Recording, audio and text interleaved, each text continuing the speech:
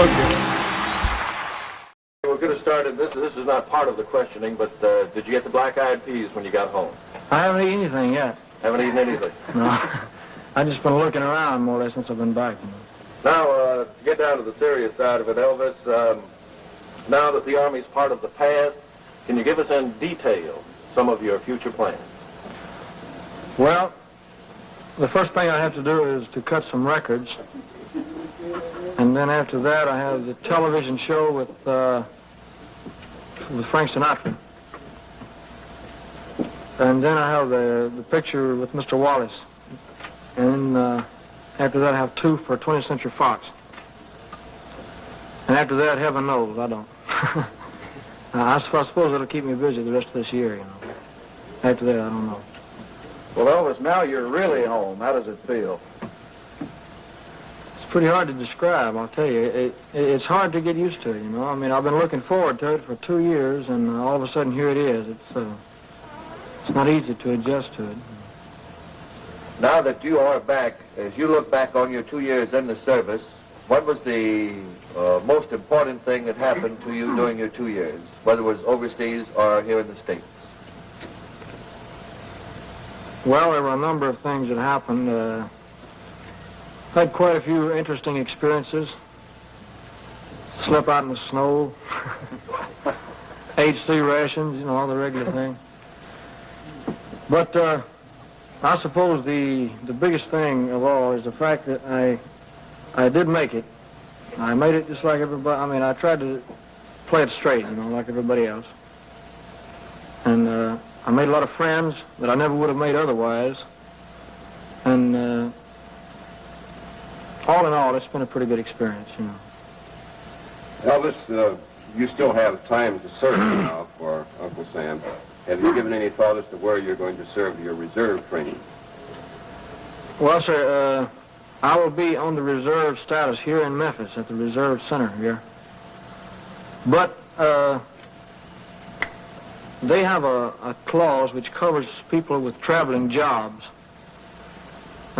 If you have a traveling job or if you live too far away from your reserve center, they put you on standby.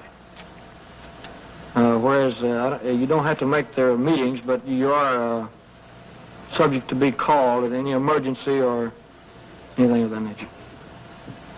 Elvis, one of your future commitments, as you mentioned, is the Frank Sinatra show on the ABC television network. Do you have any idea of when this will be aired? I really don't know the exact date. I would imagine it's somewhere around the 1st of May.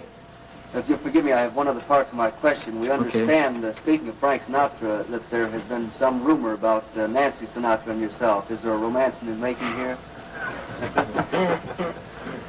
No, sir, I'm afraid not. I only met her in Fort Dix. And she gave me a gift from Frank. And it was very brief. I think she's engaged to Tommy Sands. I don't think he would appreciate that.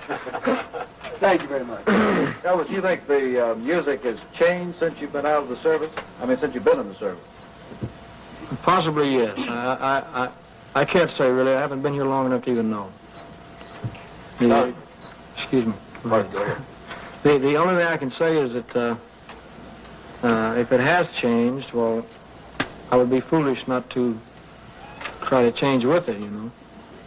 But as of now, I have no reason to change anything. As to your acting, you have stated you would like to be a more serious actor. And do you plan to possibly go to some school or some dramatic school? Well, it wouldn't hurt me any to go to school, but I learn best by experience. I never was very good in schools of any kind. And it's going to take me a long time and a lot of experience. But that is your ultimate ambition? But as at the present time, it really is. That's what I want to do. Elvis, you were asked about Nancy Sinatra. How about any romance? Did you leave any heart, shall we say, in Germany? Not any special one.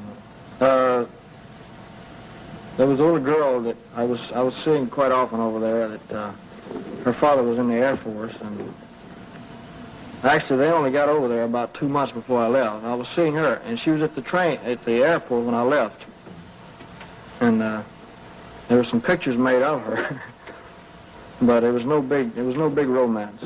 I mean, the stories came out, the girl he left behind, and all that. It wasn't like that. I mean, I had to be careful when I answer a question like that. Elvis, in your service life, which did you find the most difficult, when you went into basic training, or when you got over into Germany, over with the experienced soldiers? Which gave you the hardest time? Well, basic training wasn't hard for me at all. It was harder afterwards, after I had gotten into a regular outfit.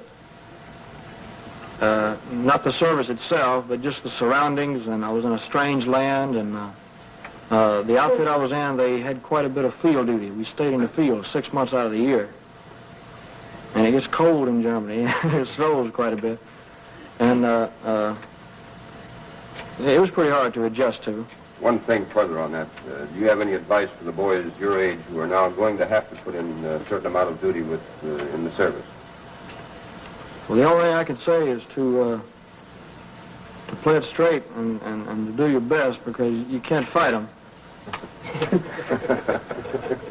They've never lost yet, you know?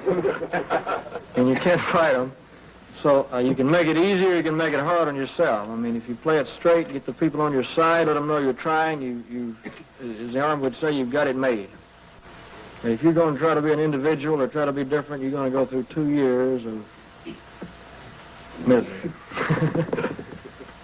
Elvis, when do you think you'll record again? And when you do you think you'll lean toward the ballad-type music or the more upbeat sounds?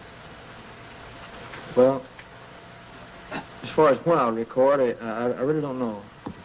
Possibly this week or next week. And what I'll record, I don't know yet. I've got quite a few songs to choose from. I've collected over the 2 years, but I don't know exactly what type or what instruments I'll use, whether it be the Firestone Orchestra or Monty Vonnie or what. I really don't know yet.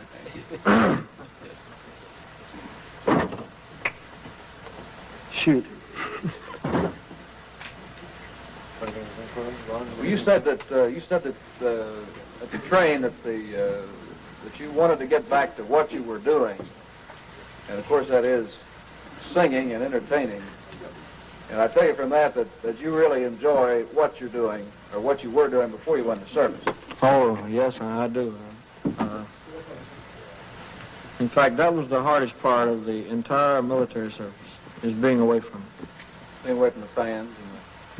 Just being away from show business altogether. That was the hardest part of all. It wasn't the Army, it wasn't the other men.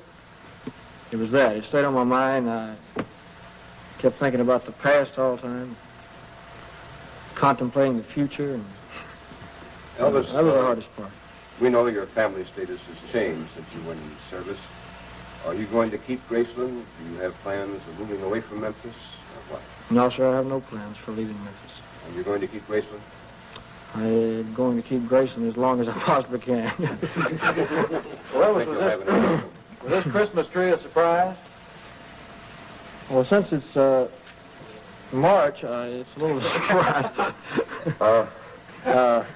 That's the tree we used in 1957. We can leave the Christmas tree long enough about your tonsils and the tonsillectomy that you were contemplating while you were in the service. Did you deliberately ask that it be held off until you could get to the United States and a local doctor? No, sir. Or did they improve that much? I didn't ask that. They don't like to perform surgery of any kind in Europe. They don't like to. If it's an emergency, they will. But I took penicillin and wonder drugs or whatever they call it. You And I had got no okay. recurrence, huh? I had 2 attacks of tonsillitis and all that. Elvis, did you like the food over there outside of the Army when you would go out, you know? Did you like that type of food? I never went out, Charlie. You never ate out in a restaurant? Or? I never ate in a restaurant the entire time I was in Germany. It's funny. I either ate in the mess hall or at home. One of the two. I never, in fact, I never went anywhere while I was in Europe except to Paris. I went to Paris and on a leave, and that was all. Now, how did the fans respond to you over there as compared to here in the States? Well, it's a pretty difficult question to answer because anything I'll say, it might sound a little like I'm bragging, you know.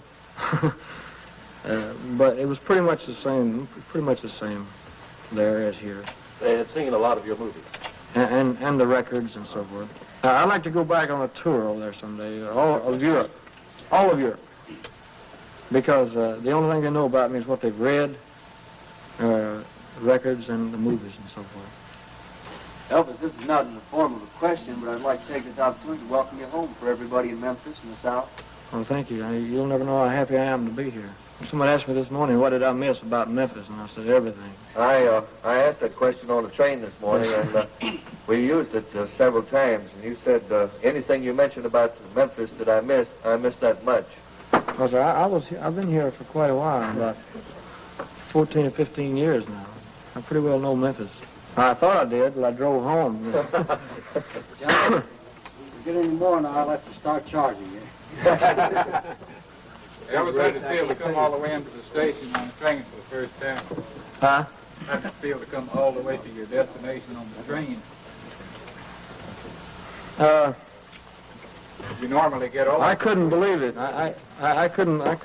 Oh, I know what you're talking about now. Escape and evasion, they call it in the Army. But,